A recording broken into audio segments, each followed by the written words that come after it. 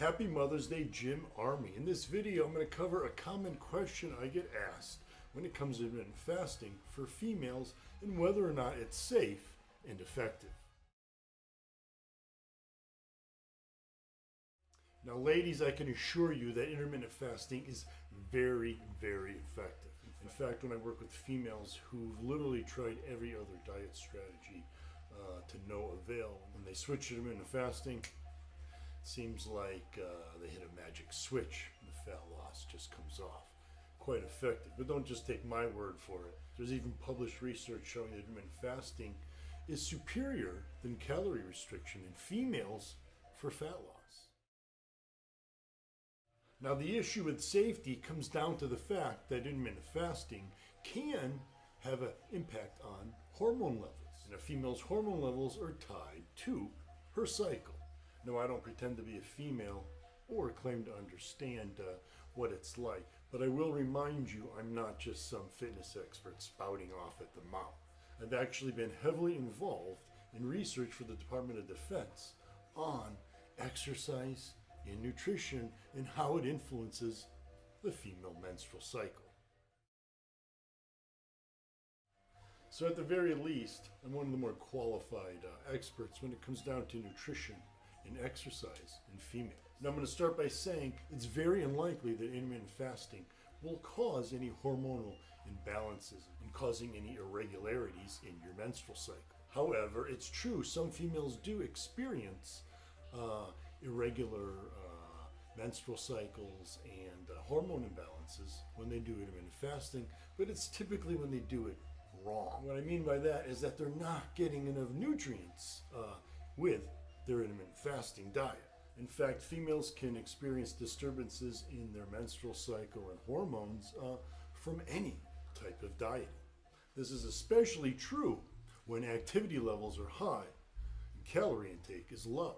However, I'm really not convinced that it has to do with calories. I'm more convinced that it comes down to nutrients. Think about it. The body adapts to calorie restriction by lowering your metabolic rate. Your body becomes more efficient. It's able to perform the same work on fewer calories. The body adapts to calorie changes. However, a hard training athlete needs certain nutrients, micronutrients and macronutrients.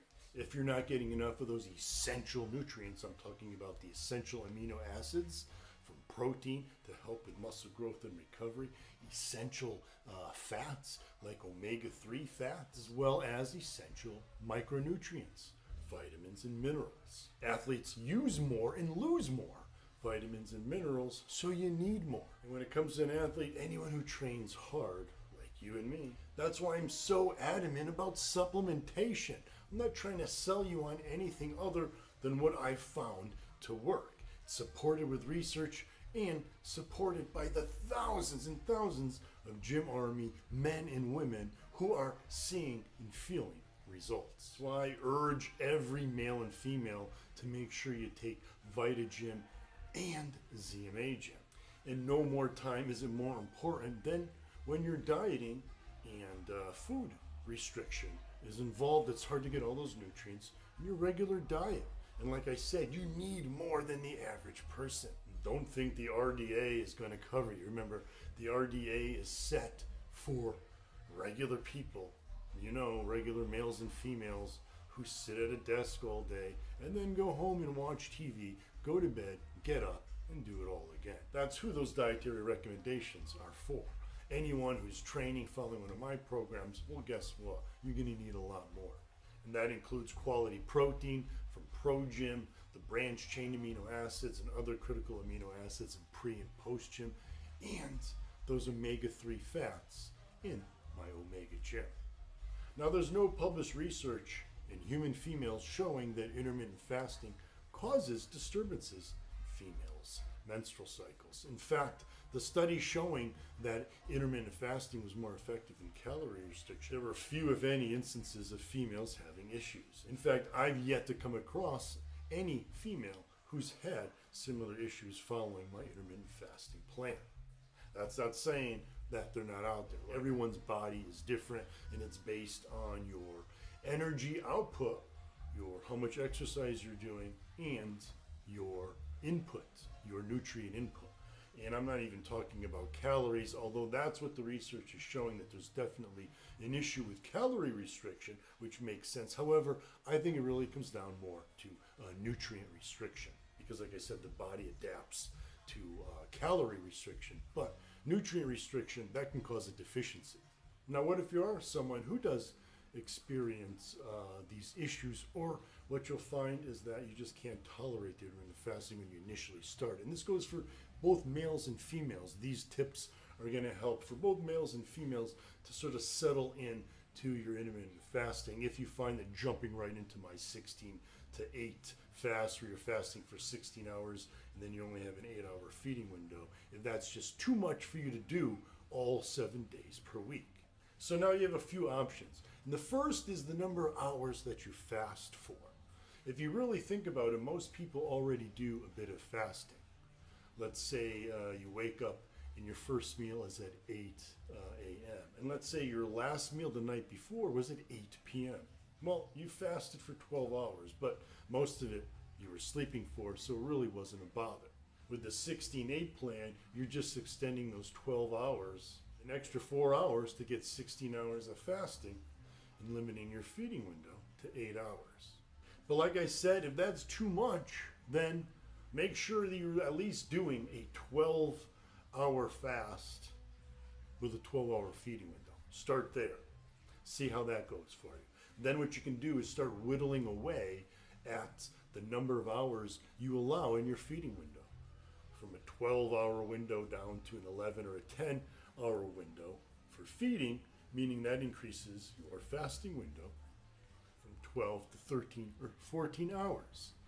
You can see how that goes. You don't even have to follow those shorter fasting windows every day of the week. You could fast, say, twice a week, 2 days a week. 12 and 12, 12-hour fast, 12-hour feeding window. Once that's fine, you can increase, like I said, those 2 days to maybe a 14-hour fast and a 10-hour feeding window. Then you can consider either adding another day at that fasting level, or increasing those up to 16 and 8 and seeing how you do in those 2 days.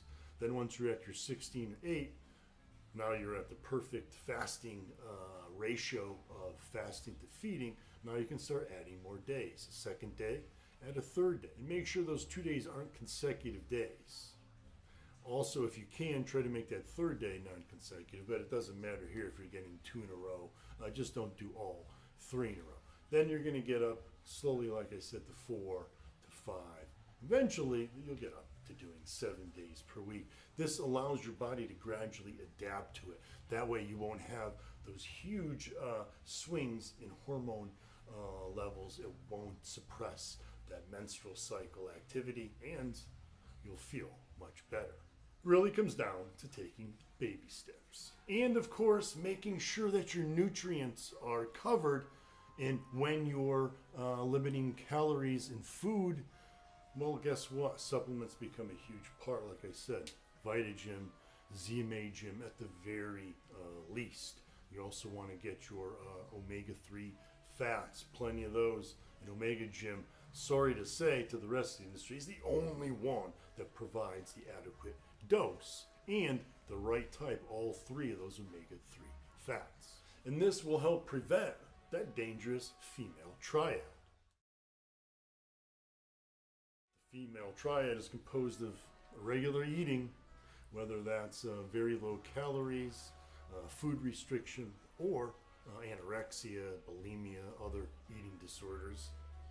Involves irregular menstrual periods, and that leads to osteoporosis, weakening of the bones, which is the opposite of what exercise typically provides, stronger bones. While most females will have zero issues with intermittent fasting in their menstrual cycle and hormone levels, if you find, like I said, that you are experiencing irregularities, or the intermittent fasting is just making you feel like crap, try, like I said, try these tips to gradually get into intermittent fasting. And remember, reach out to the Gym Army Facebook page, other females who are going through the same experience. Look, I can give you the science behind it. I can give you the experiences I've had with females that I've worked with directly. But the best part of the Gym Army Facebook page is that you have your peers to ask the questions.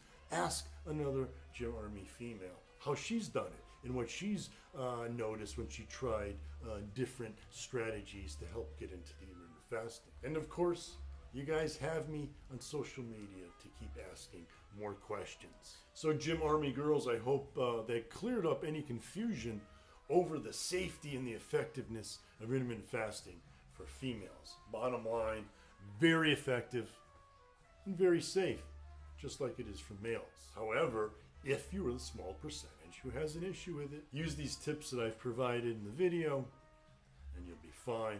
And like I said, reach out to me and the rest of the Gym Army and we'll walk you through it. I want to make sure that you're experiencing the best results with no issues. I'm always there for you. So happy Mother's Day to all the Gym Army moms. And Gym Army guys, make sure you take care of all your Gym Army girls. As always guys, stay Gym Army strong.